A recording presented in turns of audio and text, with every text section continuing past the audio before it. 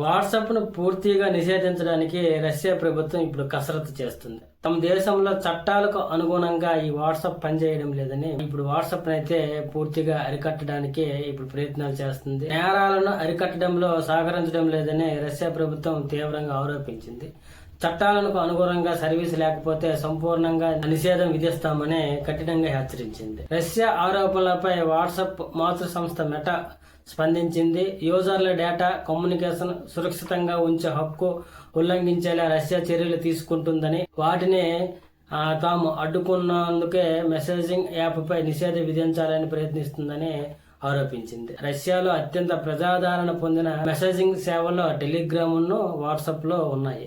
దేశంలో ఉగ్రవాద మోసపూరిత కార్యకలాపాలను పరిశీలించేందుకు వీలుగా మెసెంజర్ యాప్లతో కలిపి ప్రజల డేటాను యాక్సెస్ చేసే వీలుగా ఉండాలని రష్యా ప్రభుత్వం కొంతకాలంగా పట్టుబడుతుంది. ఇందులో భాగంగా వాట్సాప్ లో వినియోగదారులు కాల్స్ చేసుకోకుండా రష్యా ప్రభుత్వం ఆగస్టులో నిషేధం విధించింది. అంతేకాకుండా end to end encryption option లేని దేశీయ మెసేజింగ్ యాప్స్ ఏదైతే ఉన్నాయో మాక్స్ కు ప్రజలందరూ కూడా మారాలని రష్యా ప్రభుత్వం ఆ దేశ ప్రజలకైతే చెప్పింది. ప్రజల హక్కులు కాలరాయడానికి దేశంలో ఉక్రెయిన్ మద్దతుదారులు లక్ష్యంగా చేసుకోవడానికి అధ్యక్షుడు పుతిన్ ప్రభుత్వం ఈ చర్యలు తీసుకుంటున్నట్లు నిపుణులు హెచ్చరిస్తున్నారు.